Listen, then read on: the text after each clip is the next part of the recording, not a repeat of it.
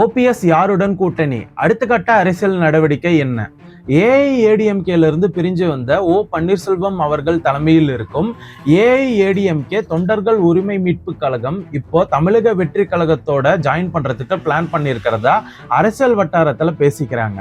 முன்னாள் முதலமைச்சர் எடப்பாடி அவர்கள் ஓபிஎஸ் அவர்களை ஏஐஏடிஎம்கேல சேர்த்துக்க தெளிவா மறுத்துட்டாரு.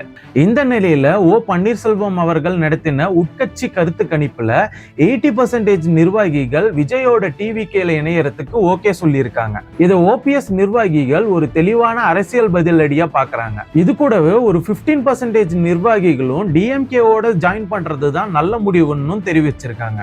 ஆனா இது வரைக்கும் ஒரு ஃபைனலான முடிவை எடுக்கல.